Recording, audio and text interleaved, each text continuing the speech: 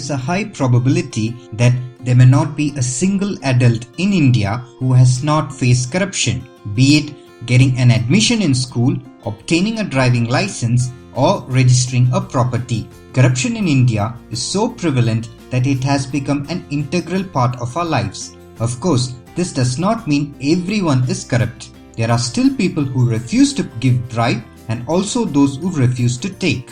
In the context of the recent demonetization, let us understand what is black money.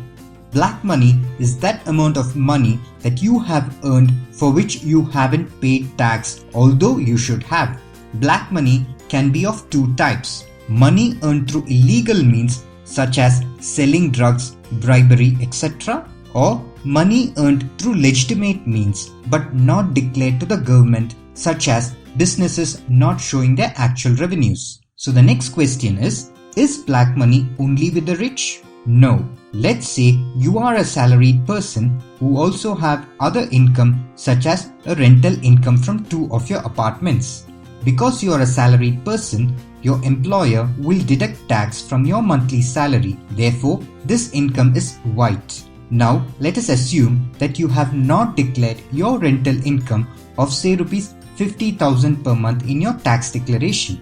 This means you are not paying tax on your yearly rental income of rupees 6 lakhs. This is black money. If you did declare your additional rental income and paid tax, then this would also be white income. Let's take another example of a small roadside vendor who may not even have a PAN card. If his income is more than 2.5 lakh per annum, then he has black money because he does not pay tax. As per the reports in 2016, in India, only 12.5 million people pay income tax against a population of 1.23 billion, which means just 1% of population have a taxable income of more than 2.5 lakh per annum. You heard it right. If in reality only 1% of population earned a taxable income, then we would be some underdeveloped country where everyone is grappling for daily existence. So what about the rest who aren't paying tax or not showing full income?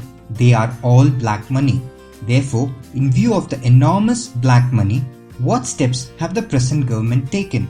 In 2014, as suggested by Supreme Court of India, the present government constituted a special investigation team for money stashed outside India. In 2015, the government passed the Undisclosed Foreign Income and Assets Act, otherwise known as the Black Money Act. This aims to curb black money on undisclosed foreign assets and income and impose tax and penalty on such income from July 2015. To promote this, a voluntary disclosure of income program was started between July to September, where an individual could declare their foreign assets, pay the tax of 30% and a penalty of 30% and live in peace. Their anonymity was guaranteed by the government. Through this, around 4,147 crores were declared by individuals. By 2016, renegotiation of tax treaties and automatic information sharing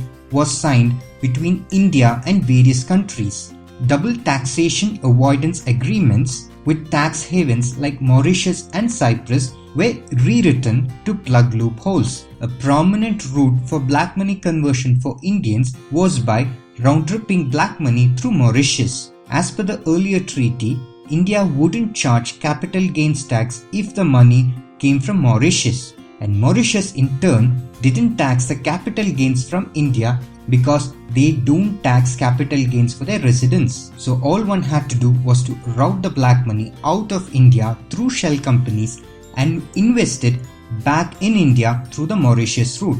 As per the new rewritten agreement, such capital gains can be taxed by India starting April 2017. Of the many black money havens, Switzerland has also signed a joint declaration for automatic exchange of information between Switzerland and India from September 2019. Another initiative taken by the present government in 2016 was the Income Declaration Scheme, in which opportunity was given to the citizen who had not paid taxes in the past to come forward and declare their undisclosed income, pay 45% as tax and penalty, and live in peace.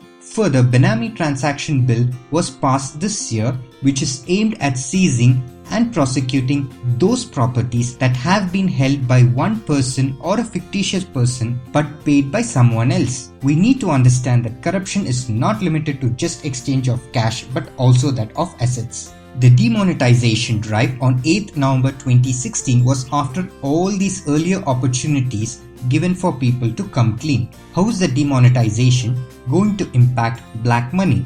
The demonetization is targeted at those people who have amassed huge sums of black money through illegal means or by not disclosing their true income, and also those generating counterfeit notes. The big players, be it corrupt government officials, small, medium and large business houses, landowners, professionals, would have stashes of rupees 5,000 and rupees 1,000 notes. With the demonetization, the only way these players can convert these notes is by depositing it in the bank or exchanging through the bank. In both cases, if the money is considerably more than what was declared by the individuals in the past years, the income tax department will ask for explanation on the source of income and thus they would get caught. With regard to the counterfeit notes, as obvious as it is, they become valueless. How does the government gain by this? For people who have been caught with black money, the government gains through taxation and penalty on this undisclosed amount. For the amount of money that was in circulation but was not exchanged or deposited in the bank, it is as good as the government getting 100% of the money back, because now they can print new notes and send it for circulation.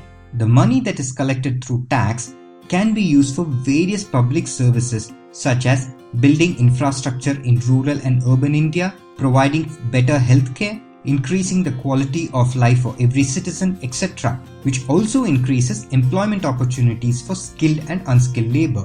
Since the tax base will also increase, the government can lower the tax rates, giving relief to the salaried middle class. So why are some big hoarders destroying their black money instead of exchanging? This is because if they exchange and get caught, from now on, every year they will need to start showing the actual income, because the income tax department now knows the actual income. So they would not be able to accumulate black money in the future. So in short, demonetization helps in the following ways. In one swipe, removes most of the black money held as cash. The corrupt loses their hard-earned black money. Counterfeit notes becomes valueless. Naxalites and terrorists, which were running on huge holdings of cash, becomes cash-starved. Political campaigning becomes relatively cleaner. Earlier, the person standing had to pay huge sums to the party for the seat and also paid the locals to vote for him, only to later recover the money through corruption. Now, why was only rupees 500 and 1000 notes banned, although there were a lot of counterfeit 100 notes? This is because most of the black money is stored in higher denominations. For example, you can store 100 crores at home in rupees 1000 denomination and it will only weigh 12 kgs. Whereas, if the same amount is stored in rupees 100 denomination, it would weigh 1000 kgs. Will demonetization stop black money creation in future? No. Demonetization only helps in bringing the cash account of the culprits to near zero. Unless loopholes are plugged, the black money accumulation will continue. Where else should the government concentrate? Political funding is a big black hole.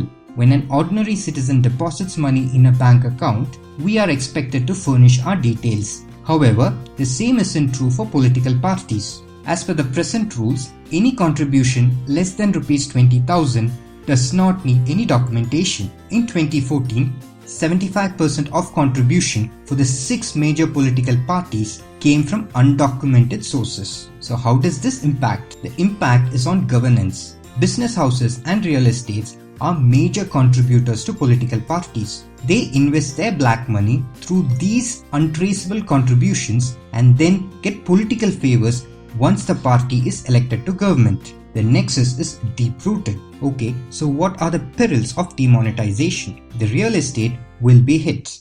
Will it be a correction of around 30% or a crash? Totally depends on how the banks and governments decide to handle it. In September 2008, when Lehman Brothers declared bankruptcy, real estate prices crashed globally. In India, it dipped only marginally, after which it continued to rise. How did real estate in India continue to rise when the rest of the world was reeling? The answer to that is the bank lending. Between September 2008 to February 2009, bank lending to commercial real estate increased from around 78,000 crores to 91,000 crores.